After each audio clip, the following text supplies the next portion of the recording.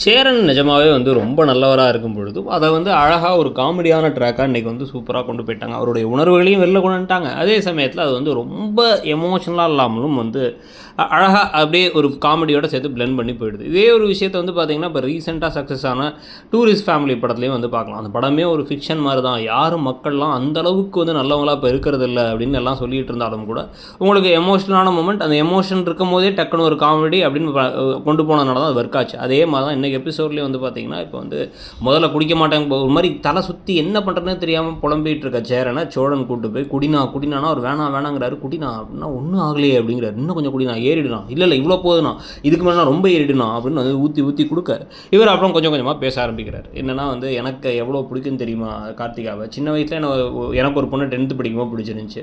ஆனால் அந்த பொண்ணை வீட்டை விட்டே காலி பண்ணி வேறு ஊருக்கு போயிட்டாங்க. இன்னொரு பொண்ணு நான் வேலைக்கு போகும்போது பார்த்துக்கிட்டே இருக்கோம். ஆனால் வந்து அந்த பொண்ணு வந்து ஒரு நாள் காணாமல் போயிடுச்சு. கார்த்திகா ஒருத்தி தான் என்னை தேடி தேடி வந்துட்டு இருந்தா. எனக்கும் அவளை பிடிக்கும். ஆனால் அவங்க அப்பா எங்களை பிரித்து வச்சிட்டாரு. நான் என்ன நல்லா பார்த்துக்க மாட்டேனா அப்படின்னு அவர் புலம்பிக்கிட்டு இருக்க, அவர் பேசிக்கிட்டு இருக்கும் போதே இந்த குடும்பமே வெளில வந்து நின்றுடுது.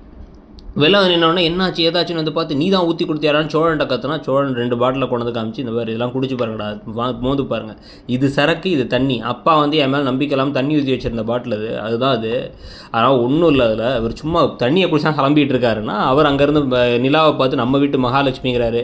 நீங்கள்லாம் எனக்கு போதுனான்னு தம்பிங்களை பிடிச்சி கட்டி பிடிக்கிறாரு.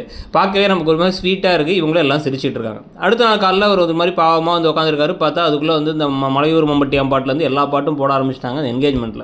அவர் அதை கேட்டுக்கிட்டே சோகமாக உட்காந்துருக்கவர்கிட்ட வந்து சிக்கனை கொடுத்து அவங்க அப்பா நடேசன் சமைக்க சொல்கிறார். நீங்கள் எதுவும் சமைக்க வேணாம், நாங்கள் பார்த்துக்குறோம், நீங்கள் ரெஸ்ட் எடுங்கன்னு சொன்னதுக்கு பிறகு அந்த குடும்பத்தில் அந்த கார்த்திகாவே இறங்கி வந்து நமக்காக ஓடி வரலங்கும் போது நம்ம போய் எதுவும் பண்ண வேணாம், நான் சொல்கிறத கேளுங்கன்னு கார்த்திகா இவங்க நிலா சொன்னாலும் அந்த மாப்பிள்ளை எப்படி இருக்காருனாச்சும் பார்க்குறோம். அண்ணன் அளவுக்கு அழகாக இருக்காரா இல்லையா, அண்ணன் மொக்கையாக இருந்தால் நமக்கு சந்தோஷம் தானே அப்படின்னு வந்து சோழன் ஒரு முடிவெடுத்து நீங்கள்லாம் போவேனான்னு எல்லாத்தையும் தடுத்துட்டு இவர் போய் டக்கின்லாம் பண்ணிட்டு ஒரு மாஸ்கை போட்டு போகிறார். இது வந்து ஒரு ஆக்ஷன் சீக்வன்ஸாக மாறுங்கிற மாதிரி தகவல்லாம் வருது. ஒருவேளை மாறுச்சு அப்படின்னா வந்து ஒருவேளை கார்த்திகா வீட்டை விட்டு ஓடி போகிறதுக்கு ஹெல்ப் பண்ணி நேராக வந்து என்கேஜ்மெண்ட்டுக்கு போய் இங்கே கூட்டு வந்துருவாரா சோழனுங்கிறத பார்க்கணும். நீங்கள் என்ன நினைக்கிறீங்கிறத சொல்லுங்கள். கதை எப்படி போகுதுங்கிறதையும் சொல்லுங்கள். தேங்க்யூ.